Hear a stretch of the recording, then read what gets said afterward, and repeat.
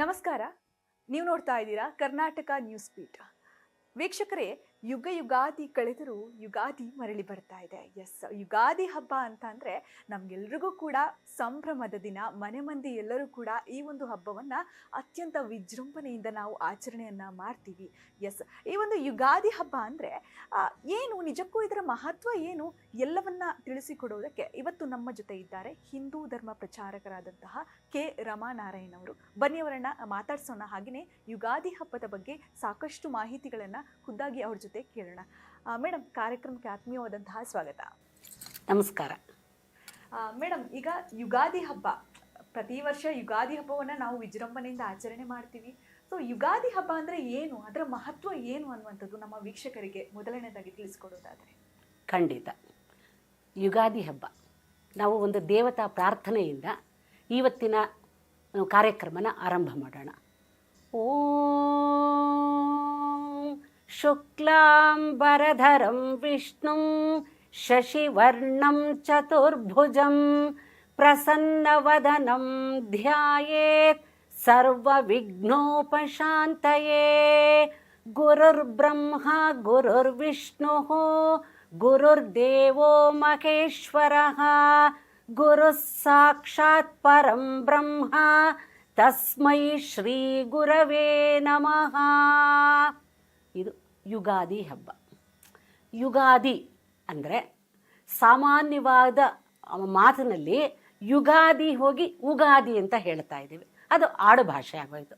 ಯುಗಾದಿ ಅಂತಂದರೆ ಯುಗದ ಆದಿ ಯುಗಾದಿ. ಯಾವ ಯುಗದ ಆದಿ? ಸಾಮಾನ್ಯವಾಗಿ ಹೇಳೋದು ಕಲಿಯುಗದ ಆರಂಭ ಯುಗಾದಿ ಅಂತ ಹೇಳ್ತಾರೆ. ಕಲಿಯುಗ ಯಾವತ್ತು ಆರಂಭ ಆಯಿತೋ ಆವತ್ತು ಯುಗಾದಿ ಅಂತಾರೆ. ಇನ್ನು ಕೆಲವು ವ್ಯಾಖ್ಯಾನಕಾರರ ಪ್ರಕಾರ ಕೆಲವರು ಹೇಳ್ತಾರೆ ದ್ವಾಪರ ಯುಗದ ಆರಂಭ ಯುಗಾದಿ ಅಂತಾರೆ, ಕೆಲವರು ಕೃತಯುಗದ ಆರಂಭ ಯುಗಾದಿ ಅಂತ ಹೇಳ್ತಾರೆ. ಬ್ರಹ್ಮ ಆವತ್ತಿನ ದಿನ ತನ್ನ ಸೃಷ್ಟಿನ ಆರಂಭ ಮಾಡ್ದ ಅಂತ ಹೇಳ್ತಾರೆ. ಇರಲಿ, ಯಾರದು ಒಬ್ಬ ಅಭಿಪ್ರಾಯ ಆದರೂ ಸಹ ಯುಗಾದಿ ಅಂದರೆ ಯುಗದ ಆರಂಭ.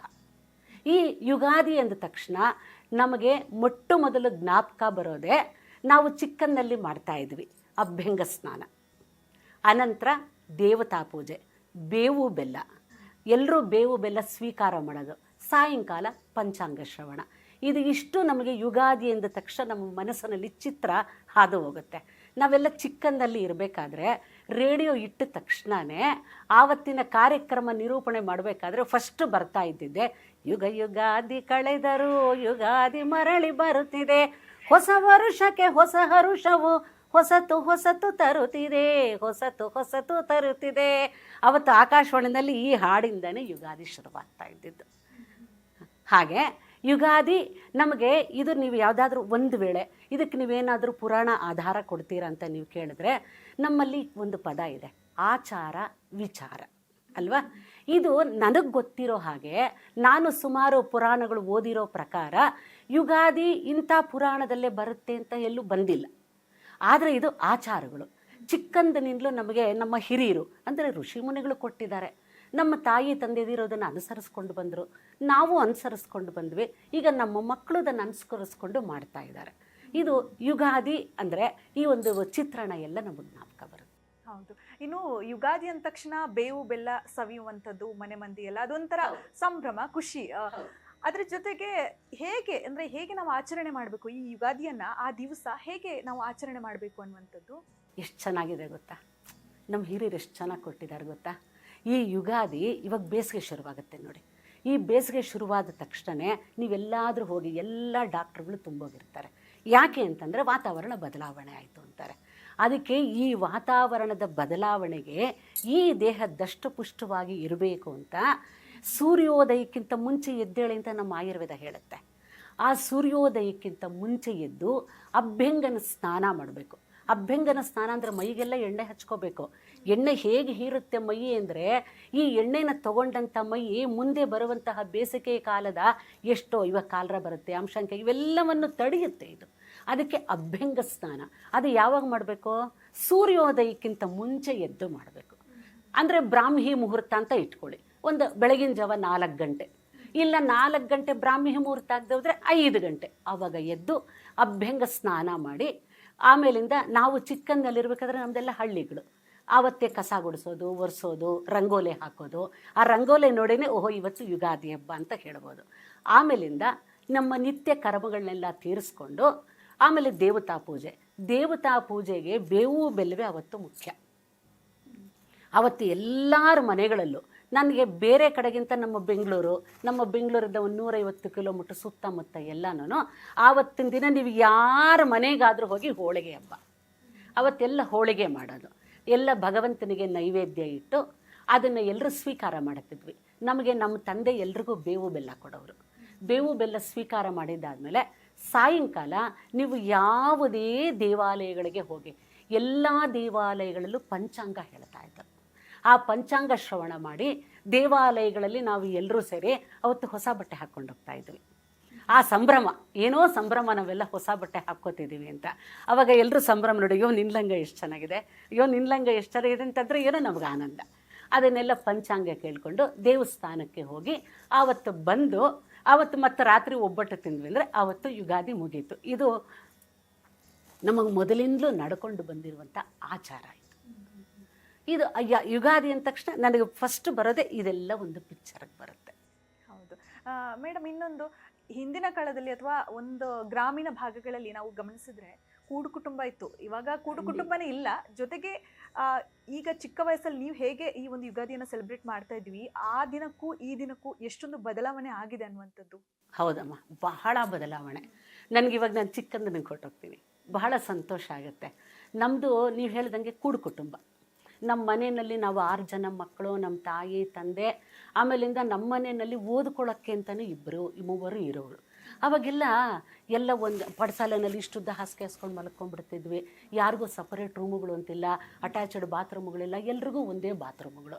ಆಮೇಲಿಂದ ಎಲ್ಲರನ್ನೂ ಸಾಮರಸ್ಯದಿಂದ ಬಾಳ್ತಾ ಇದ್ವಿ.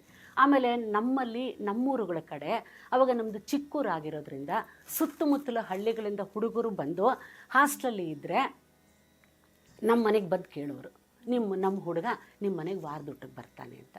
ಹಾಗಾಗಿ ಕಡಿಮೆ ಅಂದರೆ 15-20 ಜನಕ್ಕೆ ಅವತ್ತು ಅಡುಗೆ ಆಗಬೇಕು. ನಮಗೂ ಅಷ್ಟೇ ಲೆಕ್ಕ ಹಾಕೊಮ್ಮ, ಇಷ್ಟು ಜನಕ್ಕೆ ನಮ್ಮಮ್ಮ ತಲೆಗೆ ನೀರು ಹಾಕಬೇಕಾಗಿತ್ತು. ನಾವು 6 ಜನ, ನಮ್ಮ ಮನೆಯಲ್ಲಿರೋ 2-3 ಇವತ್ತಿನ ದಿನ ನಲ್ಲಿ ತಿರುಗಿಸಿದ್ರೆ ನೀರು ಬರ್ತಿರ್ಲಿಲ್ಲ. ಅವತ್ತೆಲ್ಲ ನೀರು ಸೇದಬೇಕಾಗಿತ್ತು. ನೀರು ಸೇದೋ ನೀರು ಇಷ್ಟೆಲ್ಲ ಆಗಿ ಆವಾಗ ನಮ್ಮಮ್ಮ ಅದು ಎಷ್ಟೊತ್ತಿಗೆ ಹೇಳ್ತಿದ್ರು ಗೊತ್ತಿಲ್ಲ. ಆದರೆ ನಮ್ಮಮ್ಮ ಏನೋದಿದ್ದಾರೆ ಗೊತ್ತೇನಮ್ಮ, 3ನೇ ಕ್ಲಾಸು 4ನೇ ಕ್ಲಾಸು. ಆದರೆ ಜೀವನದ ಅನುಭವ ಎಷ್ಟಿತ್ತು ಅಂದರೆ ಯಾವ ಡಬಲ್ ಗ್ರ್ಯಾಜುಯೇಟ್ಗೂ ನಮ್ಮಮ್ಮ ಕಡಿಮೆ ಇರಲಿಲ್ಲ. ನಮಗೆಲ್ಲ ಎದ್ದು ನಮ್ಮನ್ನೆಲ್ಲ ಎಬ್ಬಿಸಿ ನಮಗೆಲ್ಲ ತಲೆಗೆ ನೀರು ಹಾಕಿ, ಅವಾಗೆಲ್ಲ ಮನೆಗಳು ಅಂದರೆ ಈ ರೋಡಿಂದ ಆ ರೋಡಿನ ತನಕ ಮನೆಗಳಿರೋವು. ಅದನ್ನೆಲ್ಲ ಸ್ವಚ್ಛ ಮಾಡಿ ಆಮೇಲಿಂದ ಅಡುಗೆ ಮನೆಗೆ ಹೋದರೆ ನಮ್ಮಮ್ಮ ಆವತ್ತಿನ ದಿನ ಹೆಚ್ಚು ಕಡಿಮೆ 3-4 ಸೇರು ಬೇಳೆ ಹಾಕೋರು. ಒಂದೊಂದು ಒಬ್ಬಟ್ಟು ಮಾಡೋರು, ಇಷ್ಟಿಷ್ಟಾಗಲ ಒಬ್ಬಟ್ಟು ಮಾಡೋರು. ಆಮೇಲೆ ನಮ್ಮ ಮನೇಲಿ ಯಾರೇ ಅವಾಗೆಲ್ಲ ಕವಳ ತಾಯಿ ಬರೋರು. ಯಾರೇ ಕವಳ ತಾಯಿ ಬಂದರೂ ಸಹನೂ ಯಾರನ್ನೂ ಸಹ ಮನೆಯನ್ನು ಹೊರಗೆ ಕಳಿಸ್ಬಾರ್ದು. ಅವ್ರಿಗೇನಾದರೂ ಒಬ್ಬಟ್ಟು ಚಿತ್ರಾನ್ನ ಕೊಟ್ಟೇ ಹೊರಗೆ ಕಳಿಸ್ಬೇಕು. ಆಮೇಲೆ ಆವತ್ತು ಹೆಣ್ಣು ಮಕ್ಕಳಿಗೆ ಬಹಳ ಕೆಲಸಗಳು ಇದ್ದಿದ್ದರಿಂದ ದೇವತಾ ಪೂಜೆನ ಗಂಡಸರೇ ಮಾಡ್ತಾಯಿದ್ರು. ಅದಕ್ಕೊಂದು ನಿಯಮ ಇಟ್ಟಿದ್ರು, ಹೆಂಗಸರು ವಿಗ್ರಹಗಳನ್ನ, ದೇವತಾ ವಿಗ್ರಹಗಳನ್ನ ಮುಟ್ಟಬಾರ್ದು. ಆಮೇಲಿಂದ ಹೆಂಗಸರು ದೇವತಾ ಪೂಜೆ ಮಾಡಬಾರ್ದು. ಅಲ್ಲಮ್ಮ, ಹೆಂಗಸರು ದೇವತಾ ಪೂಜೆ ಮಾಡ್ತಾ ಹೋದರೆ ಈ ಕುಟುಂಬನೆಲ್ಲ ಯಾರು ನೋಡೋರು? ಬೆಳಗ್ಗೆ ಎಲ್ರಿಗೂ ಒಬ್ಬಟ್ಟಿನ ಅಡುಗೆ ಯಾರು ಮಾಡೋರು? ಅದಕ್ಕೋಸ್ಕರ ಹೆಂಗಸರು ಅಡುಗೆ ಮನೆಗೆ ಹೋಗೋರು, ಗಂಡಸರು ದೇವತಾ ಪೂಜೆಗೆ ಹೋಗೋರು. ನಮ್ಮ ತಂದೆ ಸಂಧ್ಯಾ ವಂದನೆ ಇವನ್ನೆಲ್ಲ ಮಾಡಿ ದೇವತಾ ಪೂಜೆ ಎಲ್ಲ ಆಗಿ ಮಂಗಳಾರತಿ ಟೈಮಲ್ಲಿ ನಮ್ಮ ಮನೆಯಲ್ಲಿ ಯಾರು ದೊಡ್ಡವರು, ನಮ್ಮ ಅಕ್ಕನಿಂದ ಹಿಡಿದು ಅಲ್ಲಿಂದ ಲೈನೂಕು ನಾನು ಕೊನೆಯನವಳು, ಎಲ್ಲರೂ ನಿಂತ್ಕೊತಾ ಇದ್ವಿ. ಎಷ್ಟು ಜನ ಮಕ್ಕಳು, ನಾವು ಯಾರ್ಯಾರು ಅಂತ ಹೋಗಿ ಗೊತ್ತಾಗೋದು. ಆವಾಗ ನಮ್ಮ ತಂದೆ ನಮಗೆ ಬೇವು ಬೆಲ್ಲ ಕೊಡಬೇಕಾದ್ರೆ ಒಂದು ಶ್ಲೋಕ ಹೇಳ್ಸೋರು, ಶತಾಯು ವಜ್ರದೇಹಾಯ ಶತಾಯು ವಜ್ರದೇಹಾಯ ಸರ್ವಸಂಪತ್ ಪ್ರದಾಯ ಚ ಸರ್ವಾರಿಷ್ಟ ವಿನಾಶಾಯ ನಿಂಬಕಂ ದಳಭಕ್ಷಣಂ. ಎಷ್ಟು ಚೆನ್ನಾಗಿದೆ. ಶತಾಯು, ಈ ಬೇವು ಬೆಲ್ಲ ನೀನು ತಿಂದು 100 ವರ್ಷ ಬದುಕಬೇಕಯ್ಯ. 100 ವರ್ಷ ಹೇಗೆ ಬದುಕಬೇಕು? ವಜ್ರದೇಹಾಯ 100 ವರ್ಷ, 60, 65, 70 ಆದಮೇಲೆ ಬಿಡ್ಡನ್ನಾಗ್ಬಿಟ್ರೆ 100 ವರ್ಷ ಬದುಕಿ ಏನು ಪ್ರಯೋಜನ? ಭಾರ ಆಗ್ತೀವಿ. ಅದಕ್ಕೇನು ನೀವು ಅಲ್ಲಿ ಶ್ಲೋಕ ಏನಿದೆ, ಶತಾಯು ವಜ್ರದೇಹಾಯ, ನೀನು ಈ ಬೇವು ಬೆಲ್ಲ ತಿಂದು ವಜ್ರ ದೇಹನ ಪಡೆಯಬೇಕು. ಈ ದೇಹಕ್ಕೆ ಯಾವುದೇ ರೋಗಗಳು ಬರಬಾರ್ದು. ಸರ್ವ ಸಂಪತ್ಪ್ರದಾಯ ಚ. ಏನು ಸಂಪತ್ತು ಬೇಕು? ಸಂಪತ್ತು ಅಂದ ತಕ್ಷಣ ಬರೀ ಹಣ ಅಂತಾನೆ ಅಲ್ಲ. ಆರೋಗ್ಯ ಸಂಪತ್ತು, ರೂಪ ಸಂಪತ್ತು, ಅದರ ಜೊತೆಗೆ ಐಶ್ವರ್ಯ ಸಂಪತ್ತು, ಕುಟುಂಬ ಸಂಪತ್ತು, ಇವೆಲ್ಲವನ್ನೂ ಸಹ ಕೊಡುವಂಥದ್ದು ಆವತ್ತು ಬೇವು ಬೆಲ್ಲ ಸೇವನೆ. ಹಾಗಾದರೆ ಬೇವು ಬೆಲ್ಲ ಸೇವನೆ ಆದ ತಕ್ಷಣಕ್ಕೆ ಬಂದ್ಬಿಡುತ್ತಂದರೆ ಅವತ್ತು ಭಗವಂತನ ನಿವೇದನೆ ಮಾಡಿರ್ತೀವಿ. ಭಗವಂತನ ಕೃಪಾ ಕಟಾಕ್ಷ ಅದರಲ್ಲಿ ಬಿದ್ದಿರುತ್ತೆ. ಭಗವಂತ ತಿನ್ನಲ್ಲ, ಅವನ ಕಣ್ಣಿನ ದೃಷ್ಟಿ ಇಲ್ಲದಕ್ಕೆ ಶಕ್ತಿ ತುಂಬ್ತಾನೆ. ಸರ್ವ ಸಂಪತ್ ಪ್ರದಾಯ ಚ. ಅದು ಸರ್ವ ಸಂಪತ್ತುಗಳನ್ನೂ ಕೊಡುವಂತಹದ್ದು. ಅಷ್ಟೇ ಅಲ್ಲ, ಸರ್ವ ಅನಿಷ್ಟ ವಿನಾಶಾಯ. ನಿಮ್ಮಲ್ಲಿ ಏನು ಅನಿಷ್ಟಗಳಿದೆ, ಗುಣದಲ್ಲಿ ಅನಿಷ್ಟ ಇದೆಯಾ, ದೇಹದಲ್ಲಿ ವಾತ ಪಿತ್ತ ಕಫ ಅನಿಷ್ಟ ಇದೆಯಾ, ಇಲ್ಲ ನಿಮ್ಮ ಸುತ್ತಮುತ್ತ ನಿಮ್ಮ ಈಗ ವಾತಾವರಣದಲ್ಲಿ ಅನಿಷ್ಟ ಇದೆಯಾ, ಸರ್ವ ಅನಿಷ್ಟ ವಿನಾಶಾಯ. ನಿಂಬಕಂ ಅಂದ್ರೇನು? ಬೇವು. ದಳ ಭಕ್ಷಣಂ, ಒಂದು ದಳ. ಅದೇ ನಿಂಬಕಂ ದಳ ಭಕ್ಷಣಂ ತಕ್ಷಣ ಇಷ್ಟು ಬೇವು ತಿನ್ನೋದಿಲ್ಲ, ಒಂದು ದಳ ಈ ಬೇವನ್ನು ತಿನ್ನೋದ್ರಿಂದ ಭಗವಂತ ಎಷ್ಟು ಕೊಡ್ತಾನಲ್ವ. ನಮ್ಮದು ಎಷ್ಟು ಜ್ಞಾನ ಇದೆಯಲ್ವ.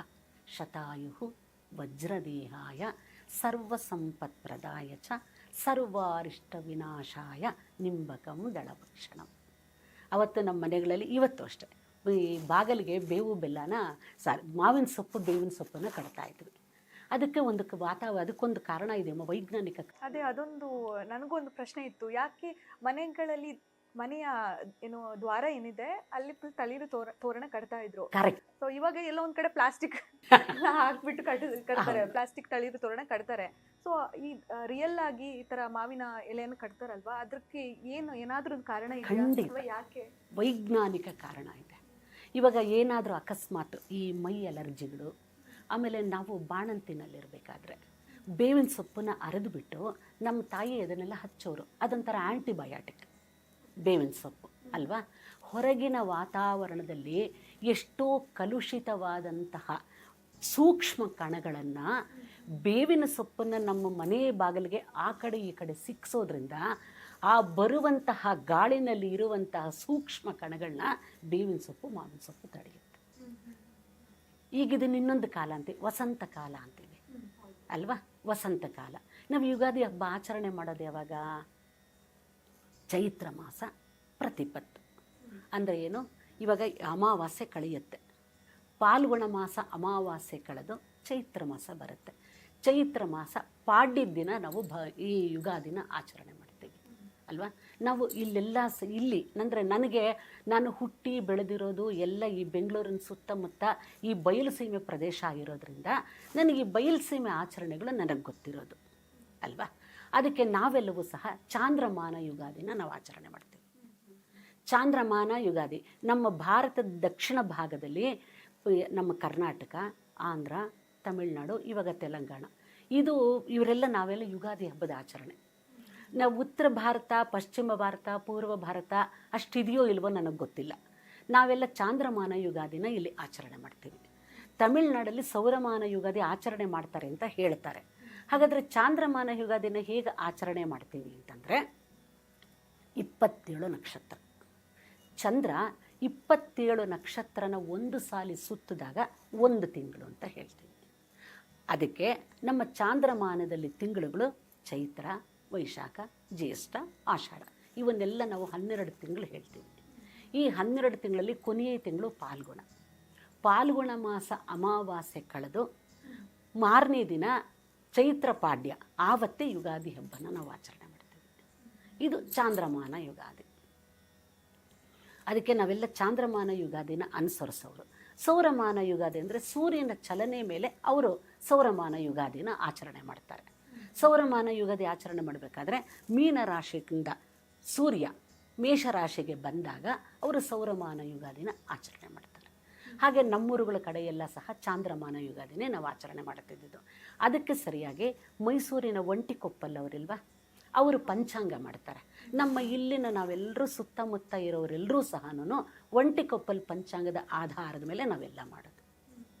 ನಾವು ಪಾಡ್ಯದ ದಿನ ನಾವು ಯುಗಾದಿ ಹಬ್ಬದ ಆಚರಣೆ ಮಾಡ್ತೀವಿ. ಆ ಯುಗಾದಿ ಹಬ್ಬದ ದಿನ ಅವ್ರು ನಮ್ಮ ತಂದೆ ಬೇವು ಬೆಲ್ಲ ಕೊಡಬೇಕಾದ್ರೆ ಈ ಶ್ಲೋಕ ಹೇಳಿಸೇ ಕೊಡ್ತಾ ಇದ್ದಿದ್ದು ನಮಗೆ. ಆವತ್ತು ಕಲ್ತಿರೋ ಶ್ಲೋಕ ಇವತ್ತಿಗೂ ಸಹ ನಮ್ಮ ತಂದೆ ಅರ್ಥ ಹೇಳಿ ಕೊಡೋರು. ಅಂದರೆ ಸಂಸ್ಕೃತ ಗೊತ್ತಿರಲಿಲ್ಲ, ಒಂದು ಮೇಲಿನ ಅರ್ಥ ಹೇಳೋರು. ಈಗ ನಾನು ಸಂಸ್ಕೃತ ಓದಿರೋದ್ರಿಂದ ಅದರದ್ದು ಏನು ಇನ್ನೂ ಡೆಪ್ತಾಗಿ ಅಂದರೆ ಆಳವಾಗಿ ಏನಿರಬಹುದು ಅಂತ ಹೇಳಿಬಿಟ್ಟು ಒಂದು ವಿವರಣೆ ಕೊಡ್ಬೋದು. ಹಾಗೆ ವಜ್ರದೇಹನ ಕೊಡುವಂತಹದ್ದು ಬೇವು ಬೆಲ್ಲ. ಮತ್ತು ಆ ಸಾಯಂಕಾಲ ಅನ್ನೋಷ್ಟೊತ್ತಿಗೆ ನಾವೆಲ್ಲರೂ ಸಹ ಹೊಸ ಬಟ್ಟೆಗಳು ಹಾಕ್ಕೊಂಡು ಆಮೇಲೆ ದೇವಸ್ಥಾನಗಳಿಗೆ ಹೋಗ್ತಾಯಿದ್ವಿ. ನಾವೆಲ್ಲ ಮಕ್ಕಳು ಜಾಸ್ತಿ ಅಲ್ವೇನಮ್ಮ, ಜಗಳ ಆಡೋದು ಜಾಸ್ತಿ. ನಮ್ಮಮ್ಮ ನಮ್ಮಪ್ಪ ಮೊದಲೇ ಹೇಳೋರು, ಇವತ್ತು ಹಬ್ಬ, ಯಾರೂ ಬೈಸ್ಕೋಬಾರ್ದು, ನಮ್ಮಿಂದ ಬೈಸ್ಕೊಂಡು ಇವತ್ತು ಹಬ್ಬದ ದಿನ ನಮಗೆ ಕೋಪ ಬರೆಸ್ಬೇಡಿ ಅಂತ ಅನ್ನೋರು. ಆ ಮಾತುಗಳೆಲ್ಲ ಇವತ್ತಿಗೂ ನನ್ನ ಕಿವಿನಲ್ಲಿದೆಯಮ್ಮ. ಆಮೇಲಿಂದ ನಾವೆಲ್ಲ ಒಟ್ಟಿಗೆ ಸೇರಿಕೊಂಡು ದೇವಸ್ಥಾನಗಳಿಗೆ ಹೋಗಿ ಆಮೇಲೆ ಅಲ್ಲಿ ಪಂಚಾಂಗ, ಚಿಕ್ಕ ವಯಸ್ಸು ನಮಗೇನು ಗೊತ್ತಾಗ್ತಿರ್ಲಿಲ್ಲ ಅಲ್ವಾ, ಏನೋ ದೇವಸ್ಥಾನದಲ್ಲೆಲ್ಲ ಓಡಾಡಿಕೊಂಡು ದೇವ್ರ ದರ್ಶನ ಮಾಡಿಕೊಂಡು ತೀರ್ಥ ತೊಗೊಂಡು ಆಮೇಲೆ ಮನೆಗಳಿಗೆ ಬರ್ತಾಯಿದ್ವಿ. ಇದು ನಾವೆಲ್ಲ ಚಿಕ್ಕನ್ನಲ್ಲಿ ಇರಬೇಕಾದ್ರೆ ಮಾಡಿದಂತಹ ಯುಗಾದಿ ಹಬ್ಬ. ಈಗೇನಾಗಿದೆ, ನಾವು ಆವತ್ತು ಸ್ನೇಹಿತರೆಲ್ಲ ಸೇರಿಕೊಂಡು ಹೋದ ಹಾಗೆ ಇವತ್ತು ದೇವಸ್ಥಾನಗಳಿಗೆ ಹೋಗೋರು ನಾನು ತುಂಬ ಕಡಿಮೆ ಕಾಣ್ತೀನಮ್ಮ. ಆಮೇಲೆ ನಮ್ಮಮ್ಮ ಅಷ್ಟು ಒಬ್ಬಟ್ಟು ಮಾಡಿದ್ರೂ ಸಹ ಕೋಪ ಬರೋದು ಪಾಪ ಇಲ್ಲ ಅಂತಲ್ಲ, ನಾವಿಷ್ಟು ಮಕ್ಕಳು. ಇವತ್ತಿನ ದಿನ ಸಹನೆ ಇಲ್ಲ, ಯಾರ ಮನೆಗಳಲ್ಲೂ ಒಬ್ಬಟ್ಟುಗಳು ಮಾಡೋರೇ ಇಲ್ಲ. ಅದಕ್ಕೆ ಸರಿಯಾಗಿ ಬೆಂಗಳೂರಲ್ಲಿ ನೀವು ಎಷ್ಟೊಂದು ಹೋಟೆಲ್ಸಲ್ಲಿ ನೋಡಿದ್ರೆ ಯುಗಾದಿ ಸ್ಪೆಷಲ್ ಊಟ 150 ರೂಪಾಯಿ, 250, 350 ಹಾಕಿರ್ತಾರೆ. ನಾನು ಹೇಳೋದೇನು ಗೊತ್ತಾ, ನಮ್ಮ ಹಬ್ಬಗಳ ಆಚರಣೆ ಮಾಡಿದ್ರೆ ಇನ್ನೂ ಒಂದು ಹೆಜ್ಜೆ ಮುಂದಕ್ಕೆ ಹೋಗಿ ಹೇಳ್ತೀನಿ. ಮದುವೆಯಾಗಿ ಬಂದಂತಹ ಹುಡುಗಿ ಹಿರಿಯರ ಜೊತೆ ಒಂದು 10-15 ವರ್ಷ ಕೂಡು ಕುಟುಂಬದಲ್ಲಿ ಬಾಳಿದ್ರೆ ಏನು ನಮ್ಮಬ್ಬದ ಆಚರಣೆಗಳು, ವಿಚಾರಗಳು, ಈ ಯುಗಾದಿ ಹಬ್ಬ ಬಂದರೆ ಒಬ್ಬಟ್ಟು ಹೇಗೆ ಮಾಡಬೇಕು, ದೀಪಾವಳಿ ಬಂದರೆ ಕಜ್ಜಾಯ ಹೇಗೆ ಮಾಡಬೇಕು, ವರಮಹಾಲಕ್ಷ್ಮಿ ಬಂದರೆ ವರಮಹಾಲಕ್ಷ್ಮಿ ಹಬ್ಬ ಹೇಗೆ ಮಾಡಬೇಕು ಅಂತ ತಿಳಿಯುತ್ತೆ ಅಲ್ವಾ. ಅದಕ್ಕೋಸ್ಕರ ಹಿರಿಯರು ಅನುಸರಿಸ್ಕೊಟ್ಟಿರುವಂತಹ ಮಾರ್ಗಗಳನ್ನ ಕಿರಿಯರು ಅನುಸರಿಸ್ಕೊಂಡು ಹೋಗಬೇಕು. ಹೋಟೆಲಲ್ಲಿ ಊಟ ಮಾಡಿ ಬಂದರೆ ಏನು ದೊಡ್ಡದಲ್ಲ. ಹಬ್ಬದ ದಿನ ನಾವೇ ಮಾಡಿ ಯಾರನ್ನಾದರೂ, ಇವಾಗ ನಮ್ಮ ಮನೆ ಸುತ್ತಮುತ್ತ ಇಲ್ಲೆಲ್ಲ ಇವಾಗ ಉತ್ತರ ಭಾರತದವರು, ಪೂರ್ವ ಪಶ್ಚಿಮ ಭಾರತದವರು ಜಾಸ್ತಿ ಇದ್ದಾರೆ ಇಲ್ಲಿ. ನಮ್ಮ ಮನೆ ಸುತ್ತಮುತ್ತ ಇರೋರು ಅವರಿಗೆ ಒಬ್ಬಟ್ಟು ಗೊತ್ತಿಲ್ಲ, ಯುಗಾದಿನೂ ಅವ್ರ ಕಡೆ ಬೇರೆ, ದೀಪಾವಳಿ ಆ ಥರ ಮಾಡ್ತಾರಂತೆ. ಅಂಥವ್ರನ್ನ ಕರೆದು ನಾವು ಒಬ್ಬಟ್ಟು, ಆಮೇಲೆ ಇವತ್ತು ಮಾಡೋದು ನಾವು ಮಾವಿನಕಾಯಿ ಚಿತ್ರಾನ್ನ. ಇವಾಗ ಮಾವಿನಕಾಯಿ ಹೊಸದಾಗಿ ಬರುತ್ತಲ್ವಾ, ನೀವು ಬೆಂಗಳೂರಲ್ಲಿ ವಸಂತಕಾಲ ಕರೆಕ್ಟ್ ಅಲ್ವಾ, ಅಲ್ಲ ಯುಗಾದಿ ಶುರುವಾಗುವಂಥದ್ದು. ಇವತ್ತು ನೀವು ಬೆಂಗಳೂರಲ್ಲಿ ಯಾರ ಮನೆಗಾದರೂ ಹೋಗಿ ಮಾವಿನಕಾಯಿ ಚಿತ್ರಾನ್ನ, ನಮ್ಮ ಅಕ್ಕಪಕ್ಕದವ್ರನ್ನೆಲ್ಲ ಕರೆದು ಚಿತ್ರಾನ್ನ ಒಬ್ಬಟ್ಟು ಕೊಟ್ಟು ಚೆನ್ನಾಗಿದೆ ಅಂದರೆ ಹ್ಞೂ ಅಮ್ಮ ತುಂಬ ಚೆನ್ನಾಗಿದೆ ಅಂದರೆ ನಾವು ಪಡೋ ಆನಂದ ಎಷ್ಟಲ್ವಾ. ಇದನ್ನು ಈಗಿನ ಜನ್ರೇಷನ್ನು, ಈಗಿನ ಈಗ ಮುಂದೆ ಬರ್ತಿರುವಂತಹ ಯೌವನವಂತರು ಇವನ್ನೆಲ್ಲ ನಾನು ಕಲಿಬೇಕು. ನಮ್ಮ ಹಬ್ಬಗಳು, ನಮ್ಮ ಆಚರಣೆಗಳು, ನಮ್ಮ ಧರ್ಮದಲ್ಲಿ ನಮ್ಮ ಹಿರಿಯರು ಹೇಳಿರುವಂಥದ್ದು ಅನೂಚಾನವಾಗಿ ನಡ್ಕೊಂಡ್ಬರ್ಬೇಕು. ಇದೇ ನನ್ನ ಉದ್ದೇಶ. ಅದಕ್ಕೆ ನೀವು ಮೊದಲೇ ಹೇಳಿದ್ರಿ ಹಿಂದೂ ಧರ್ಮ ಪ್ರಚಾರಕರು ಅಂತ. ನನ್ನ ಉದ್ದೇಶ ಇದೊಂದೇ, ಪ್ರತಿ ಮನೆಗಳಲ್ಲೂ ನಮ್ಮ ಹಬ್ಬದ ಆಚರಣೆಗಳು, ವಿಚಾರಗಳು ಏನಿದೆಯೋ, ಈ ಹಬ್ಬಕ್ಕೆ ಏನು ಮಹತ್ವ ಇದೆ, ಇವತ್ತಾದರೂ ಈ ಸೋಷಿಯಲ್ ಮೀಡಿಯಾದಿಂದ ಗೊತ್ತಾಗ್ತಾ ಇದೆ. ನಾವೆಲ್ಲ ಚಿಕ್ಕವ್ರು ಇರಬೇಕಾದ್ರೆ ನಮ್ಮ ತಾಯಿ ತಂದೆ ಹೇಳಿದ್ದು, ಅಕ್ಕಪಕ್ಕ ಹೇಳಿದ್ದೆ ವಿನಃ ಇವತ್ತು ಸೋಷಿಯಲ್ ಮೀಡಿಯಾಗಳಿಂದ ಇವತ್ತು ನೀವು ಯೂಟ್ಯೂಬ್ ತೆಗೆದು ನೋಡಿದ್ರೆ ಎಷ್ಟೋ ಜನ ಹೇಳ್ತಾ ಇದ್ದಾರೆ. ಆದರೂ ನನ್ನ ಮಕ್ಕಳಿಗೆ ನಾನು ಹೇಳಿದಾಗ ಅದರ ಮಹತ್ವ ಬೇರೆ ಅಲ್ವಾ. ತಾಯಿಯಿಂದ ವಿದ್ಯೆ ಕಲಿತಾರೆ. ಆಮೇಲಿಂದ ಈಗ ನನಗೆ ಸೊಸೆ ಬರ್ತಾಳೆ, ನಾನು ನನ್ನ ಸೊಸೆಗೆ ಹೇಳಿದ್ರೆ ಅದರ ಆನಂದವೇ ಬೇರೆ. ಅದಕ್ಕೆ ನಾನು ಈಗಿನ ಜನ್ರೇಷನ್ಗೆ ಹೇಳೋದು, ಇವನ್ನೆಲ್ಲ ನಮ್ಮ ಆಚಾರ ವಿಚಾರಗಳನ್ನ ಕಲೀರಿ. ಮುಂದಕ್ಕೆ ನೀವು ಒಂದು ಸಲ ತಾಯಿ ತಂದೆ ದೊಡ್ಡವರಾಗ್ತೀರಾ, ನಿಮ್ಮ ಮಕ್ಕಳಿಗೆ ಹೇಳಿಬಿಟ್ಟು. ಯುಗಾದಿ ಹಬ್ಬದ ಮಹತ್ವ ಮನೆಯಲ್ಲೂ ಆಗಬೇಕು. ಮೇಡಮ್, ಇನ್ನೊಂದು ನೀವು ಹೇಳಿದ್ರಿ ಶ್ರವಣ ಪಂಚಾಂಗ ಅನ್ನುವಂಥದ್ದು, ಅದರ ಬಗ್ಗೆ ಒಂದಿಷ್ಟು ಮಾಹಿತಿ ತಿಳಿಸ್ಕೊಡೋದು. ಖಂಡಿತ. ನಾನು ಹೇಳಿದೆ ಚಿಕ್ಕನ್ನಲ್ಲಿ ನಮಗೆ ಗೊತ್ತಾಗ್ತಿರ್ಲಿಲ್ಲ ಅಂತ. ಆಮೇಲೆ ನಾನು ನನ್ನ ಗುರುಗಳ ಹತ್ರ ಜ್ಯೋತಿಷ್ಯ ಕಲಿತೆ. ಅಂದರೆ ಜ್ಯೋತಿಷ್ಯ ಗುರುಗಳು ಹೇಳಿಕೊಟ್ರು, ಏನೋ ಒಂದು ತಕ್ಕ ಮಟ್ಟಿಗೆ ನನಗೆ ಅಂತ ಬರಲ್ಲ, ಒಂದು ತಕ್ಕ ಮಟ್ಟಕ್ಕೆ ಕಲಿತಾಗ ನನ್ನ ಗುರುಗಳು ಅದೇ ಹೇಳ್ತಾ ಇದ್ದಿದ್ದು. ಇವತ್ತಿನ ದಿನ ಪಂಚಾಂಗ ಶ್ರವಣ ಬಹಳ ಮುಖ್ಯ. ಇವತ್ತು ನಮ್ಮ ಮನೆಯಲ್ಲಿ ಯುಗಾದಿ ಹಬ್ಬದ ದಿನ ಸಾಯಂಕಾಲ 4:15 ನನ್ನ ಗುರುಗಳು ಸುಬ್ರಹ್ಮಣ್ಯ ಶಾಸ್ತ್ರಿಗಳು, ಅವರನ್ನು ಕರೆದು ನಾವು ನಮ್ಮ ಸತ್ಸಂಗದವರೆಲ್ಲ ಸೇರಿಕೊಂಡು ಎಲ್ರಿಗೂ ಹೇಳ್ತೀನಿ ಕುಟುಂಬ ಸಮೇತ ಬನ್ನಿ ಅಂತ ಹೇಳಿ ಎಲ್ಲರೂ ಸೇರಿ ಪಂಚಾಂಗ ಶ್ರವಣ ಮಾಡಿ ಆವತ್ತಿನ ದಿನ ಸದ್ದು ಬ್ರಾಹ್ಮಣ ನನ್ನ ಗುರುಗಳು ಅವರಿಗೆ ಏನೋ ಒಂದು ದಕ್ಷಿಣೆ ಕೊಟ್ಟು ನಮಸ್ಕಾರ ಮಾಡಿದಾಗ ಬ್ರಾಹ್ಮಣರ ಆಶೀರ್ವಾದ ಸಿಕ್ಕುತ್ತೆ. ನನ್ನ ಗುರುಗಳು ಹೇಳಿರೋದು ಅವತ್ತು ಪಂಚಾಂಗ ಸವರ್ಣ ದೀರ್ಘ ಸಂಧಿ ಪಂಚಾಂಗ. ಪಂಚಾಂಗ ಅಂತಂದರೆ ತಿಥಿ, ವಾರ, ನಕ್ಷತ್ರ, ಯೋಗ, ಕರ್ಣ. ನಾನು ಹೇಳ್ತೀನಿ, ಇವತ್ತಾಗಲೇ ಯೂಟ್ಯೂಬಲ್ಲಿ ಇದನ್ನೆಲ್ಲ ಬೇಕಾದಷ್ಟು ಜನ ಹೇಳಿಬಿಟ್ಟಿದ್ದಾರೆ. ನಾವು ಪ್ರತಿದಿನವೂ ಪಂಚಾಂಗ ನೋಡಬೇಕು. ನಮ್ಮ ತಂದೆ ಪ್ರತಿದಿನ ಪಂಚಾಂಗ ನೋಡೋರು. ಏನಕ್ಕೆ ಅಂದರೆ ದೇವತಾ ಪೂಜೆಗೆ ಸಂಕಲ್ಪ ಮಾಡ್ತೀವಿ. ಸಂಕಲ್ಪ ಮಾಡಬೇಕಾದ್ರೆ ಶುಭೆ ಶೋಭನೆ ಅವನ್ನೆಲ್ಲ ಹೇಳಬೇಕಾದ್ರೆ ಇವತ್ತು ತಿಥಿ, ವಾರ, ನಕ್ಷತ್ರ ಎಲ್ಲ ಹೇಳ್ತೇವೆ. ಪಂಚಾಂಗ ತೆಗೆದ್ರೆ ಇವತ್ತಿನ ತಿಥಿ ಏನು, ವಾರ ಏನು, ನಕ್ಷತ್ರ ಏನು, ಇವನ್ನೆಲ್ಲ ನಾವು ಸಂಕಲ್ಪ ಮಾಡಬೇಕಾದ್ರೆ ಹೇಳ್ತೀವಿ. ನಿಮಗೆ ಪಂಚಾಂಗ ತೆಗೆದ್ರೆ ಮಾತ್ರನೇ ಇವೆಲ್ಲ ಗೊತ್ತಾಗೋದು, ಇಲ್ಲಾಂದರೆ ಗೊತ್ತಾಗೋದಿಲ್ಲ. ಈ ಪಂಚ ಅಂಗಗಳನ್ನು ತಿಳಿಸುವಂತಹದ್ದು ಪಂಚಾಂಗ. ಆಮೇಲೆ ಒಂಟಿಕೊಪ್ಪಲ್ ಪಂಚಾಂಗ ಮೈಸೂರವ್ರದ್ದು ಅಂತ ಹೇಳಿದೆ. ನೀವು ಅದರಲ್ಲಿ ಆರಂಭದಲ್ಲೇ ತೆಗೆದು ನೋಡಿದ್ರೆ ಯುಗಾದಿ ಹಬ್ಬ ಯಾವ ರೀತಿ ಆಚರಣೆ ಮಾಡಬೇಕು ಅನ್ನೋದನ್ನು ಕೊಟ್ಟಿರ್ತಾರೆ. ನಮ್ಮ ಮನೆಗೆ ಬರುವಂತಹ ಗುರುಗಳು ಯುಗಾದಿ ಹಬ್ಬದ ಆಚರಣೆ, ಆಮೇಲಿಂದ ಯುಗಾದಿ ಹಬ್ಬದಲ್ಲಿ ತಿಳ್ಕೋಬೇಕಾಗಿರೋದು ಪ್ರತಿ ನಕ್ಷತ್ರದವ್ರಿಗೆ ಆಯ, ವ್ಯಯ, ರಾಜಪೂಜೆ, ರಾಜಕೋಪ ಇವನ್ನೆಲ್ಲ ಕೊಟ್ಟಿರ್ತಾರೆ. ಅವ್ರವ್ರ ನಕ್ಷತ್ರ ಬಂದಾಗ ಎಲ್ಲರೂ ಏನು ಇಂಟ್ರೆಸ್ಟಾಗಿ ಕೇಳ್ತಾ ಇರ್ತೀವೋ, ಅವ್ರವ್ರ ನಕ್ಷತ್ರ, ಇವಾಗ ರೇವತಿ ನಕ್ಷತ್ರ, ನಂದು ರೇವತಿ ನಕ್ಷತ್ರ, ಓ ರಾಜಕೋಪ ಎಷ್ಟಿದೆ, ರಾಜೋಪಚಾರ ಎಷ್ಟಿದೆ, ಆಯ ಎಷ್ಟಿದೆ, ವ್ಯಯ ಎಷ್ಟು, ಇವನ್ನೆಲ್ಲ ತಿಳ್ಕೊಳ್ಳೋ ಕುತೂಹಲ. ಅದಕ್ಕೆ ಪಂಚಾಂಗ ಇವನ್ನೆಲ್ಲ ತಿಳಿಸುತ್ತೆ. ಇವತ್ತಿನ ದಿನ ಸಾಯಂಕಾಲ ಆವತ್ತೇನು ತಿಥಿ, ನಕ್ಷತ್ರ ಏನು, ಗ್ರಹಗಳ ಚಲನೆ ಏನು, ಆಮೇಲಿಂದ ಮುಖ್ಯವಾಗಿ ಬದಲಾಗೋದೆ ಗುರು, ಶನಿ, ರಾಹು, ಕೇತು ಮೇಲೆ ಎಲ್ಲ ನಿರ್ಣಯ ಆಗೋದು. ಏಕೆಂದರೆ ಇವಾಗ ಸ್ವಲ್ಪ ಕಾಲ ಪ್ರಮಾಣ ಜಾಸ್ತಿ ತಗೊಳುತ್ತೆ. ಅದಕ್ಕೆ ಗುರು ಈ ಯುಗಾದಿ ಹಬ್ಬ ಆದಮೇಲೆ ಎಲ್ಲಿ ತನಕ ಇವಾಗಾದರೆ ವೃಷಭ ರಾಶಿನಲ್ಲಿದ್ದಾನೆ, ಅದವರ ತನಕ ಏನು ಫಲಗಳು ಅಂತ ಹೇಳಿಬಿಟ್ಟು ಗುರುಗಳು ಹೇಳ್ತಾರೆ ಒಂದೊಂದು ನಕ್ಷತ್ರಕ್ಕೂ. ಗುರು ಬದಲಾವಣೆ ಆದಮೇಲೆ ಏನು ಫಲಗಳು. ಈಗ ಶನಿ ಇವಾಗ ಈ 29ನೇ ತಾರೀಕು ಶನಿ ಬದಲಾವಣೆ ಆಗ್ತಾ ಇದ್ದಾನೆ. ಯಾವ ರಾಶಿಗೆ ಬರ್ತಾನೆ, ಆ ರಾಶಿ ಫಲಗಳು ಏನು. ಆಮೇಲೆ ಒಂದೊಂದು ನಕ್ಷತ್ರಕ್ಕೂ ಸಹ ಆಯ, ವ್ಯಯ, ಸುಖ, ದುಃಖ, ರಾಜಕೋಪ, ರಾಜಲಾಭ ಇವನ್ನೆಲ್ಲವನ್ನೂ ಸಹ ಪಂಚಾಂಗದಲ್ಲಿ ಹೇಳ್ಕೊಂಡು ಬರ್ತಾರೆ. ಅಷ್ಟೇ ಅಲ್ಲ, ದೇಶದಲ್ಲಿ, ರಾಷ್ಟ್ರದಲ್ಲಿ ಮಳೆ ಬೆಳೆ ಹೇಗಿರುತ್ತೆ, ನವನಾಯಕರು ಒಂದೊಂದಕ್ಕೆ ಒಬ್ಬೊಬ್ಬ ನಾಯಕರು, ರಾಜ ಯಾರು, ಮಂತ್ರಿ ಯಾರು, ಸೇನಾಧಿಪತಿ ಯಾರು, ರಸಾಧಿಪತಿ ಯಾರು, ಇವನ್ನೆಲ್ಲವನ್ನೂ ಸಹ ಅಲ್ಲಿ ಹೇಳುತ್ತಾರೆ. ಆಮೇಲಿಂದ ಅವಕ್ಕೆ ಉಪನಾಯಕರು ಇರ್ತಾರೆ. ಯಾರು ರಾಜ ಆದರೆ ಹೇಗಿರುತ್ತೆ ಮಳೆ ಬೆಳೆ.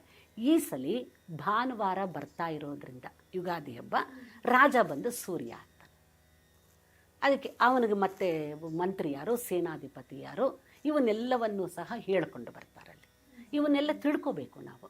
ಆಮೇಲಿಂದ ರಾಷ್ಟ್ರಕ್ಕೆ ಹೇಗಿದೆ ಮಳೆ ಬೆಳೆ ಹೇಗಿದೆ, ಆಮೇಲೆ ಜನ ಯಾವ ರೀತಿ ನಡ್ಕೋತಾರೆ, ಆಮೇಲಿಂದ ದೇಶ ಸಮೃದ್ಧಿಯಾಗಿರುತ್ತಾ, ಇವನ್ನೆಲ್ಲವೂ ಸಹ ಪಂಚಾಂಗ ತಿಳಿಸುತ್ತೆ. ಆಮೇಲೆ ಗ್ರಹಣನೂ ತಿಳಿಸುತ್ತೆ, ಯಾವಾಗ ಗ್ರಹಣ ಆಗುತ್ತೆ. ಇದಕ್ಕೆ ಒಂಟಿಕೊಪ್ಪಲ್ ಅವರು ಬಹಳ ನಿಖರವಾಗಿ ಲೆಕ್ಕ ಕೊಡ್ತಾರೆ. ಆ ಗ್ರಹಣ ಹೇಳಬೇಕಾದ್ರೆ ಇದು ಭಾರತ ದೇಶಕ್ಕೆ ಈ ಗ್ರಹಣ ಇಲ್ಲದೇ ಇರೋದರಿಂದ ಭಾರತ ದೇಶದಲ್ಲಿ ಇದರ ಆಚರಣೆ ಇಲ್ಲ ಅಂತಲೇ ಖಡಾಖಂಡಿತವಾಗಿ ಹೇಳಿದ್ರು ಸಹ. ನಾನು ಯಾವುದೋ ಒಂದು ಜ್ಯೋತಿಷಿಗಳು ಗ್ರಹಣ ಅಲ್ಲೆಲ್ಲೋ ಆಗ್ತಾ ಇದೆ ಅಂತ ಇದ್ರ ಎಫೆಕ್ಟ್ ಬಿಡುತ್ತಂತೆ ಅಂದರೆ ಜನಕ್ಕೆ ನಾವು ಚಿಕ್ಕಂದಲ್ಲಿರ್ಬೇಕಾದ್ರೆ ಗ್ರಹಣ ಅಂದ್ರೆ ನಮಗೆ ಭಯವೇ ಇರಲಿಲ್ಲ. ಈಗ ಇವುಗಳು ಬಂದು ಜನಕ್ಕೆ ಗ್ರಹಣ ಅಂದರೆ ಭಯ. ಯಾತಕ್ಕೆ ಭಯ ಪಡ್ತಾರೋ ನನಗೆ ಗೊತ್ತಿಲ್ಲ. ಎಲ್ಲದಕ್ಕೂ ರೆಮಿಡಿ ಇದೆ. ಕೂತ್ಕೊಳ್ಳಿ, ಗ್ರಹಣದ ದಿನ ಯಾಕೆ ಭಯ ಪಟ್ಕೋತೀರಾ? ಕೂತ್ಕೊಳ್ಳಿ, ಲಲಿತಾ ಸಹಸ್ರನಾಮ ಹೇಳ್ಕೊಳ್ಳಿ, ವಿಷ್ಣು ಸಹಸ್ರನಾಮ ಹೇಳ್ಕೊಳ್ಳಿ, ಮನೆ ದೇವರ ಸ್ತೋತ್ರ ಹೇಳ್ಕೊಳ್ಳಿ. ನೋಡಮ್ಮ, ಸಕಲ ಗ್ರಹ ಬಲ ನೀನೇ ಸರಸಜಾಕ್ಷ, ಅವನಿಗಿಂತ ದೊಡ್ಡವರು ಯಾರೂ ಇಲ್ಲ.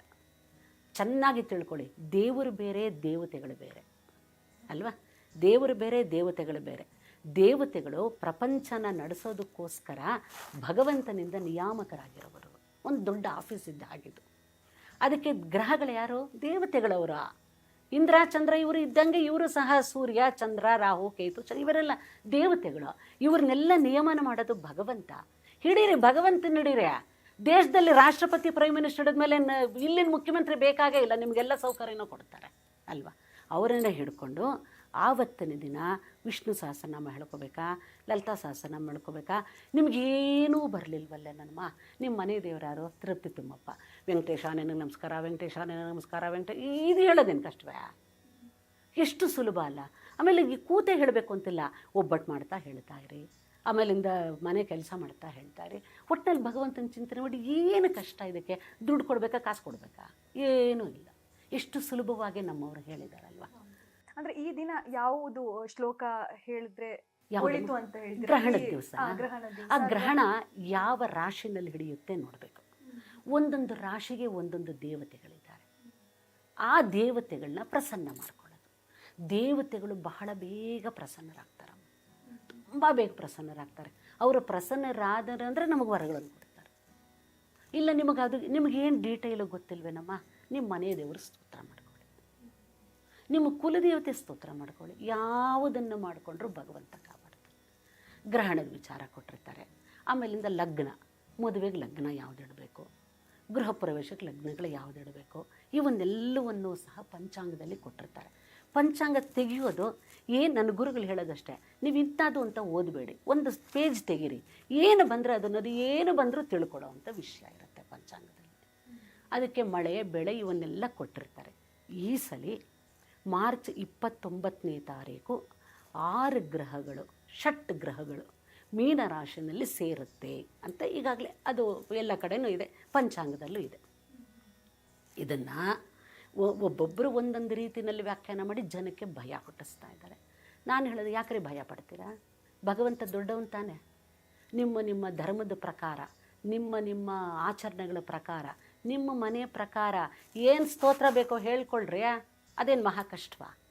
ಇದೇ 6 ಗ್ರಹಗಳು ನನ್ನ ಅಂದಾಜು ಪ್ರಕಾರ, ಎಲ್ಲೋ ಜ್ಞಾಪಕ ಇದ್ದ ಪ್ರಕಾರ 2019 ನವಂಬರು ಡಿಸೆಂಬರು 6 ಗ್ರಹಗಳು ಒಂದು ರಾಶಿ, ಧನುರ್ರಾಶಿ ಅನಿಸುತ್ತಮ್ಮ ಇರಬೇಕು, ಧನುರ್ರಾಶಿನಲ್ಲಿ ಸೇರಿತ್ತು. ಆವಾಗ ಈ ಥರ 6 ಗ್ರಹಗಳು ಸೇರಿದಾಗ ರಾಷ್ಟ್ರಕ್ಕೆ ಇವಕ್ಕೆಲ್ಲ ಸ್ವಲ್ಪ ನಾಯಕರಿಗೆ ಸ್ವಲ್ಪ ತೊಂದರೆಗಳು ಅಂತ ಇದೆ ಹೇಳ್ತಾರೆ. ಆವಾಗ ಅದಾದಮೇಲೆ ಕೊರೋನಾ ಬಂದಿತ್ತು ಅಲ್ವಾ? 2019 ಆದಮೇಲೆ ಕೊರೋನಾ ಬಂದಿದೆ. ಈಗ 6 ಗ್ರಹಗಳು ಒಂದು ಕಡೆ ಸೇರ್ತಿವೆ. ಏನೋ ರಾಷ್ಟ್ರಕ್ಕೆ ತೊಂದರೆ, ರಾಷ್ಟ್ರದ ನಾಯಕರಿಗೆ ತೊಂದರೆ ಇದೆ, ಒಪ್ಕೊಳ್ಳೋಣ. ಅದಕ್ಕೆ ರೆಮಿಡಿ ಇದೆಯಲ್ವೇನಮ್ಮ? ಕೂತ್ಕೊಳ್ಳಿ, ಎಲ್ಲರೂ ಮನೆಗಳಲ್ಲಿ ಎಲ್ಲ ನಿಮ್ಮ ಊಟಗಳಾದಮೇಲೆ ಕೂತ್ಕೊಳ್ಳಿ. ದೇಶಕ್ಕೋಸ್ಕರ, ನನ್ನ ರಾಜ್ಯಕ್ಕೋಸ್ಕರ, ದೇಶದಲ್ಲಿ ನಾಯಕರು ಚೆನ್ನಾಗಿ ಪರಿಪಾಲನೆ ಮಾಡ್ತಿರುವಂಥ ನಾಯಕರಿಗೋಸ್ಕರ ಒಂದು ಸಂಕಲ್ಪ ಮಾಡ್ಕೊಳ್ಳಿ. ಹೇಳಿ, ಲಲಿತಾ ಸಹಸ್ರನಾಮ ಹೇಳಿ, ವಿಷ್ಣು ಸಹಸ್ರನಾಮ ಹೇಳಿ, ನಿನ್ನ ಧರ್ಮದ್ದು ಏನಿದೆಯೋ. ನನಗೆ ಎಷ್ಟೋ ಸಲ ಈ ಮಾಧ್ಯಮದವರು ಇದನ್ನು ಇಷ್ಟು ಮಾತ್ರ ಹೇಳಿ ಬಿಟ್ಟುಬಿಡ್ತಾರೆ. ಇದಕ್ಕೆ ರೆಮಿಡಿ ಹೇಳಪ್ಪ, ರೆಮಿಡಿ ಹೇಳು. ನಿನ್ನ ಧರ್ಮದ ಪ್ರಕಾರ ಏನಿದೆ, ನೀನು ಭಾರತೀಯನ, ಎಷ್ಟೋ ಧರ್ಮಗಳಿದೆ ಇಲ್ಲಿ. ನಿನ್ನ ಧರ್ಮದ ಪ್ರಕಾರ ರಾಷ್ಟ್ರಕ್ಕೋಸ್ಕರ ಏನು ಹೇಳಿದ್ರೆ ಒಳ್ಳೆಯದು. ಎಲ್ಲ ಧರ್ಮದಲ್ಲೂ ಇದೆಯಮ್ಮ. ನೀವು ಮಹಾಭಾರತ ತೆಗೆದ್ರೆ ಬೇಕಾದಷ್ಟಿದೆ, ಎಲ್ಲ ಧರ್ಮದಲ್ಲೂ ಇದೆ. ನಿನಗೆ ಹೇಳಕ್ಕೆ ಬರಲಿಲ್ವಾ? ಯೂಟ್ಯೂಬ್ ಆನ್ ಮಾಡೋ. ಇವತ್ತು ಬೇಕಾದಷ್ಟು ಜನ ಸ್ತೋತ್ರಗಳು ಹೇಳಿದ್ದಾರೆ. ಕೂತ್ಕೋ, ಸಂಕಲ್ಪ ಮಾಡ್ಕೋ, ನನ್ನ ದೇಶಕ್ಕೋಸ್ಕರ, ನನ್ನ ದೇಶ ಸುಭಿಕ್ಷವಾಗಿರಬೇಕು, ಭಾರತೀಯರು ಎಲ್ಲರೂ ಸಹ ಶಾಂತಿ ಸಹನೆಗಳಿಂದ ಧರ್ಮ ಸೌಹಾರ್ದತೆಯಿಂದ ಇರಬೇಕು. ಅದಕ್ಕೋಸ್ಕರ ನನ್ನ ಪ್ರಯತ್ನ, ನಾನೇನು ಹೋಗಿ ಎಲ್ಲೋ ನನ್ನ ರಾಜ್ಯ ಮಾಡೋಕ್ಕಾಗೋದಿಲ್ಲ. ನನ್ನ ಮನೆಯಲ್ಲಿ ನಾನು ಕೂತ್ಕೊಂಡು ಭಗವಂತನ ಹತ್ರ ಸಂಕಲ್ಪ ಮಾಡಿಕೊಂಡು ನನ್ನ ರಾಜ್ಯ ಚೆನ್ನಾಗಿರಲಿ, ನನ್ನ ರಾಷ್ಟ್ರ ಚೆನ್ನಾಗಿರಲಿ, ನನ್ನ ರಾಜ್ಯದ ನಾಯಕರು ಚೆನ್ನಾಗಿರಲಿ, ರಾಷ್ಟ್ರದ ನಾಯಕರು ಚೆನ್ನಾಗಿರಲಿ ಅಂತ ಸಂಕಲ್ಪ ಮಾಡಿಕೊಂಡು ನಿನಗೆ ಯಾವ ಸ್ತೋತ್ರ ತೋಚಿಸ್ತೋ ಹೇಳು. ನಿನಗೆ ಹೇಳಕ್ಕೆ ಬರಲಿಲ್ವ? ಯೂಟ್ಯೂಬ್ ಹಾಕ್ಕೊಂಡು ಕೇಳು. ಇದು ನಾನು ಕೊಡ್ಬೋದಲ್ವ? ನಾನು ಕೊಡುವ. ನಿನ್ನ ದೇಶ ನಿನ್ನ ದುಡ್ಡು ಕೇಳಲಿಲ್ಲ, ನಿನ್ನ ಕಾಸು ಕೊಡಲಿಲ್ಲ, ನಿನ್ನನ್ನು ಬಂದು ಅಲ್ಲಿ ಕಷ್ಟಪಡೋಲ್ಲ, ಬಾರಡ್ರ ಕಾಯಿ ಅಂತ ಹೇಳಲಿಲ್ಲ, ಏನೂ ಇಲ್ಲ. ಇಷ್ಟು ಕೂತ್ಕೊಂಡು ನನ್ನ ದೇಶಕ್ಕೆ ಮಾಡ್ಬೋದಲ್ವ? ಅದಕ್ಕೆ ನಾನು ಎಲ್ರಿಗೂ ಕೊಡೋ ಸಂದೇಶ ಒಂದು, ನಿನ್ನ ಧರ್ಮದ ಪ್ರಕಾರ ನನ್ನ ರಾಜ್ಯಕ್ಕೆ, ನನ್ನ ರಾಷ್ಟ್ರಕ್ಕೆ, ನನ್ನ ರಾಜ್ಯದ ರಾಷ್ಟ್ರದ ನಾಯಕರಿಗೆ ಏನು ಆಪತ್ತು ಬರುತ್ತೆ ಅಂತ ಇವತ್ತಿನ ದಿನ ಈ ಸಾಮಾಜಿಕ ಜಾಲತಾಣಗಳಲ್ಲಿ ಹೇಳ್ತಾ ಇದ್ದಾರೋ, ಅದಕ್ಕೋಸ್ಕರ ನೀವು ಸಂಕಲ್ಪ ಮಾಡಿಕೊಂಡು ನನ್ನ ದೇಶ ಚೆನ್ನಾಗಿರಲಿ, ನನ್ನ ರಾಷ್ಟ್ರ ಚೆನ್ನಾಗಿರಲಿ, ನನ್ನ ಭಾರತದ ಪ್ರತಿಯೊಬ್ಬ ನಾಗರಿಕನೂ ಸಹ ಶಾಂತಿ ಸೌಹಾರ್ದತೆಯಿಂದ ಬಾಳಲಿ, ಎಲ್ಲರೂ ಸಹ ನನ್ನ ದೇಶ ಸುಭಿಕ್ಷವಾಗಲಿ ಅಂತ ಕೂತ್ಕೊಂಡು ಹೇಳ್ಕೊ. ಏನು ತೊಂದರೆ ಏನಿಲ್ವಲ್ಲ. ಇದನ್ನು ನಾವು ಮನೆಗಳಲ್ಲೂ ಮಾಡಬೇಕು. ಆಮೇಲೆ ಆವತ್ತಿನ ದಿನ ದೇವಾಲಯಗಳಲ್ಲಿ ಸೇರ್ತೀವಿ. ಯಾವತ್ತು ಯುಗಾದಿ ಹಬ್ಬದ ದಿನ ದೇವಾಲಯಗಳಲ್ಲಿ ಸೇರಿದ್ದಾದ್ಮೇಲೆ ಎಲ್ಲ ದೇವಾಲಯಗಳಲ್ಲೂ ಇವತ್ತಿನ ದಿನ ವಿಷ್ಣು ಸಹಸ್ರನಾಮ, ಲಲಿತಾ ಸಹಸ್ರನಾಮ ಎಲ್ರಿಗೂ ಬರುತ್ತಮ್ಮ. ಕೂತ್ಕೊಳ್ಳಿ, ಎಲ್ಲ ಹೇಳ್ಕೊಳ್ಳಿ, ನನ್ನ ದೇಶಕ್ಕೆ ಕೊಡುಗೆ ಕೊಡಿ. ಇದನ್ನೇ ನಾನು ಎಲ್ಲರ ಹತ್ರನೂ ಕಳಕಳಿಯಿಂದ ವಿನಂತಿ ಮಾಡ್ಕೋತೀನಿ. ಭಗವಂತನೊಬ್ಬನ್ನ ನೆನೀರಿ. ಎಲ್ಲ ಆಪತ್ತುಗಳಿಂದ ನಮ್ಮನ್ನು ಪಾರು ಮಾಡೋನು ಅವನು ಒಬ್ಬನೇ. ಹಾಗೆ ಮಾಡಿದಾಗ ನಾವು ಯುಗಾದಿ ಹಬ್ಬದ ದಿನ ಪಂಚಾಂಗ ಕೇಳಿದ್ದಕ್ಕೂ ಸಾರ್ಥಕ ಆಗುತ್ತೆ. ಒಂದು ಉದಾಹರಣೆ ರಾಮಾಯಣದ ಹೇಳ್ತೀನಮ್ಮ. ನನಗೆ ಬಹಳ ಬಹಳ ಇಷ್ಟವಾದಂತಹ ಪ್ರಸಂಗ. ಉತ್ತರ ರಾಮಾಯಣ 7ನೇ ಕಾಂಡದಲ್ಲಿ ರಾಮಂದು 11,100 ವರ್ಷಗಳ ಕಾಲ ರಾಜ್ಯಭಾರ ಆದಮೇಲೆ ಕಾಲಪುರುಷ ಬರ್ತಾನೆ. ರಾಮ, ನೀನು ಅವತಾರ ಮಾಡಿದ್ದು ಭೂಮಿಯಲ್ಲಿ ನಿಂದು ಮುಗೀತು, ನೀನು ಬಾ ಅಂತ ಹೇಳ್ತಾನೆ. ಆವಾಗ ಕಾಲಪುರುಷ ರಾಮನಿಗೆ ಮಾತ್ರ ಕಾಣಿಸ್ಕೊತಾನೆ, ಯಾರಿಗೂ ಕಾಣಿಸ್ಕೊಳ್ಳಲ್ಲ. ಆವಾಗ ಲಕ್ಷ್ಮಣನಿಗೆ ರಾಮ ಹೇಳ್ತಾನೆ, ರಾಮ ಲಕ್ಷ್ಮಣ, ನಾನು ಈಗ ಬಂದಿರುವಂತಹ ದೇವತೆ, ಇಬ್ಬರೂ ಒಂದು ರೂಮಲ್ಲಿ ಒಂದು ಸಭಾಂಗಣದಲ್ಲಿ ಮಾತಾಡ್ತಾ ಕೂತಿರ್ತೀವಿ. ಯಾರನ್ನೂ ಸಹ ನೀನು ಒಳಕ್ಕೆ ಬಿಡಬಾರ್ದು. ಒಂದು ವೇಳೆ ನೀನು ಸಹ ಒಳಕ್ಕೆ ಬರಬಾರ್ದು. ನೀನೇನಾದರೂ ಒಳಕ್ಕೆ ಬಂದರೆ ನಿನಗೆ ಮರಣದಂಡನೆ ಶಿಕ್ಷೆ ಅಂತ ರಾಮ ಹೇಳ್ದ. ಲಕ್ಷ್ಮಣ ಆ ಸಭಾಭವನದ ಹೊರಗಡೆ ನಿಂತಿದ್ದಾನೆ. ದುರ್ವಾಸರು ಬಂದರು. ದುರ್ವಾಸರು ನಾನು ಈಗಲೇ ರಾಮನ ನೋಡಬೇಕು ಅಂತಂದರು. ಅದಕ್ಕೆ ಲಕ್ಷ್ಮಣ ಹೇಳ್ದ, ಇಲ್ಲ, ದೇವತೆ ಜೊತೆ ರಾಮ ಮಾತಾಡ್ತಾ ಇದ್ದಾರೆ, ಈಗ ಬಿಡಲ್ಲ ಅಂದರು. ದುರ್ವಾಸರು ಏನಂದರು, ನೀನೇನಾದರೂ ಈಗ ಬಿಡದೇ ಹೋದರೆ ನನ್ನ ತಪಶಕ್ತಿಯಿಂದ ಇಡೀ ಅಯೋಧ್ಯೆನ ಭಸ್ಮ ಮಾಡ್ತೀನಿ ಅಂತಂದರು.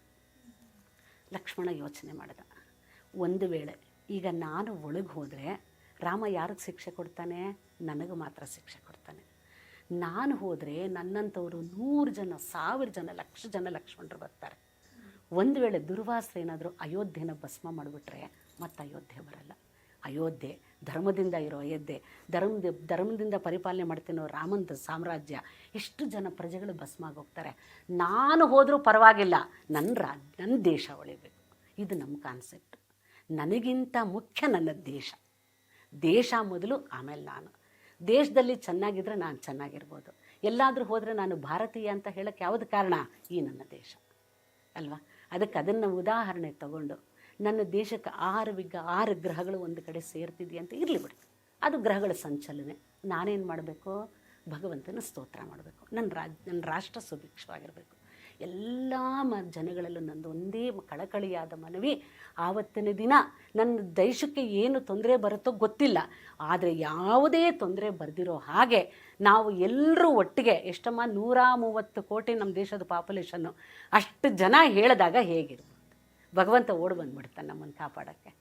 ಆ ರೀತಿ ಆಗಲಿ ಅಂತ ನಾನು ಎಲ್ಲರಲ್ಲೂ ಬೇಡ್ಕೊತೀನಿ. ವೀಕ್ಷಕರಿಗೆ ಕೊನೆಯದಾಗಿ ಯುಗಾದಿ ಹಬ್ಬದ ಪ್ರಯುಕ್ತ ಹೇಳೋದಾದ್ರೆ ಏನು ಹೇಳ್ತೀರಾ? ಯುಗಾದಿ ಪ್ರತಿ ಮನೆಯಲ್ಲೂ ಆಚರಣೆ ಮಾಡಿ. ಆಮೇಲೆ ಆವತ್ತಿನ ದಿನ ನಗನಗ್ತಾ ಇರೋ ಮನೆಗಳಲ್ಲಿ ಹೊಸ ಬಟ್ಟೆ ತೊಟ್ಕೊಳ್ಳಿ.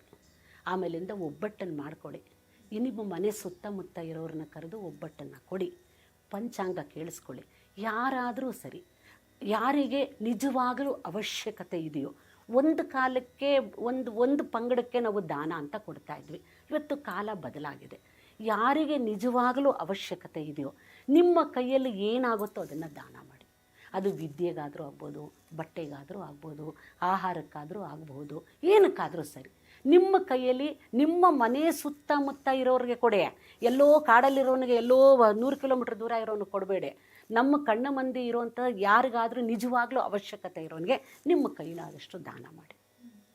ಆಮೇಲೆ ಮನೆಗಳಲ್ಲೇ ಒಬ್ಬಟ್ಟನ್ನು ಮಾಡ್ಕೊಳ್ತೀನಿ. ಎಲ್ಲೋ ಅವತ್ತಿನ ದಿನ, ಅವತ್ತು ನಾನು ಹೋಟೆಲ್ಗೆ ಹೋದ್ರದಕ್ಕೆ ಅರ್ಥ ಇಲ್ಲ ಅಲ್ವಾ? ದೇವ್ರ ಪೂಜೆ ಮಾಡಿ, ದೇವತಾ ಆರಾಧನೆ ಮಾಡಿ. ಸಾಯಂಕಾಲ ನಿಮ್ಮ ಮನೆಗಳಲ್ಲಿ ಆದರೆ ಒಬ್ಬ ಬ್ರಾಹ್ಮಣನ ಕರೆಸಿ. ಯಾಕೆ ಬ್ರಾಹ್ಮಣ ಅಂತ ಹೇಳ್ತೀನಿ ಅಂದರೆ ಅವ್ರಿಗೆ ಗೊತ್ತಿರೋದಿದೆಲ್ಲ. ಅವರನ್ನು ಕರೆಸಿ, ಅವ್ರಿಗೆ ಒಂದು ಪಂಚಾಂಗ ಕೇಳಿ, ಆ ಬ್ರಾಹ್ಮಣನಿಗೆ ನಿಮ್ಮ ಕೈಯಲ್ಲಿ ಏನು ದಕ್ಷಿಣೆ ಅದನ್ನು ಕೊಟ್ಟು ನಮಸ್ಕಾರ ಮಾಡಿಕೊಳ್ಳಿ. ನಿಮ್ಮ ಮನೆ ಹತ್ರ ಇರೋ ದೇವಾಲಯಗಳಿಗೆ ಹೋಗಿ. ದೇವಾಲಯಗಳು ನಮ್ಮ ಧಾರ್ಮಿಕ ಕೇಂದ್ರಗಳು. ಆವತ್ತಿನ ದಿನ ಎಲ್ಲ ಒಟ್ಟಿಗೆ ಸೇರಿಕೊಂಡು ನನ್ನ ದೇಶಕ್ಕೋಸ್ಕರ ಏನಾದರೂ ಒಂದು ಸ್ತೋತ್ರ ಪಾರಾಯಣ ಮಾಡಿ. ಆವತ್ತಿನ ದಿನ ಬಹಳ ಆನಂದವಾಗಿ ಕಳೀರಿ. ಇನ್ನೊಂದು ಯುಗಾದಿ ಹಬ್ಬ ಬಂದಾಗ ನಾನು ಈ ಯುಗಾದಿ ಹಬ್ಬದ ಆಚರಣೆ ಹೇಗೆ ಮಾಡಿದೆ ಅಂತ ಅದು ನನ್ನ ಈ ಮಸ್ತಕದಲ್ಲಿದ್ದು ಆನಂದ ಪಡಬೇಕು. ಯಾರಾದರೂ ಕೇಳಿದ್ರೆ ಹೇಗೆ ಯುಗಾದಿ ಹಬ್ಬ ಆಚರಣೆ ಮಾಡಿದ್ರಿ ಅಂತಂದರೆ ಮುಂದಿನ ಜನಾಂಗಕ್ಕೆ ನಾನು ತಿಳಿಸ್ಕೊಡೆ. ಎಲ್ಲರೂ ಸಹ ಇದನ್ನು ತಿಳ್ಕೊಳ್ಳಿ. ಏನು ಯುಗಾದಿ ಅಂತಂದರೆ ಏನು, ಹೇಗೆ ಆಚರಣೆ ಮಾಡಬೇಕು, ಪ್ರತಿ ಮನೆಗಳಲ್ಲೂ ವರ್ಷ ಈ ಆಚರಣೆಗಳಾಗಲಿ ಅಂತ ನಾನೆಲ್ಲರಲ್ಲೂ ಕೇಳ್ಕೊತೀನಿ. ಧನ್ಯವಾದಗಳು ಮೇಡಮ್. ಇಷ್ಟೊತ್ತು ನಮ್ಮ ಜೊತೆ ಮಾತನಾಡಿದ್ದೀರಾ. ಯುಗಾದಿ ಹಬ್ಬದ ವಿಶೇಷತೆ, ಮಹತ್ವ, ಹೇಗೆ ಆಚರಿಸಬೇಕು ಅಂತ ಹೇಳಿದ್ರ. ಧನ್ಯವಾದಗಳು. ನೋಡಿದ್ರಲ್ಲ, ಯುಗಾದಿ ಹಬ್ಬದ ಬಗ್ಗೆ ಸಾಕಷ್ಟು ಮಾಹಿತಿಗಳನ್ನು ನಮಗೆ ರಮಾನಾರಾಯಣ ಅವರು ತಿಳಿಸಿಕೊಟ್ರು. ಹಾಗೆಯೇ ಆಚರಣೆಯನ್ನು ಹೇಗೆ ಮಾಡಬೇಕು, ಜೊತೆಗೆ ಇಂದಿನ ಪೀಳಿಗೆ ಯಾವ ರೀತಿಯಾಗಿ ಯುಗಾದಿ ಹಬ್ಬವನ್ನು ಆಚರಣೆ ಮಾಡ್ತಾ ಇದ್ದೀವಿ ಎಲ್ಲವನ್ನೂ ಕೂಡ ಸಂಕ್ಷಿಪ್ತವಾದಂತಹ ಮಾಹಿತಿಯನ್ನು ನಮಗೆ ತಿಳಿಸಿಕೊಟ್ರು. ಇದಾಗಿತ್ತು ಈ ಹೊತ್ತಿನ ವಿಶೇಷ. ನೋಡ್ತಾ ಇರಿ ಕರ್ನಾಟಕ ನ್ಯೂಸ್ ಬೀಟ್.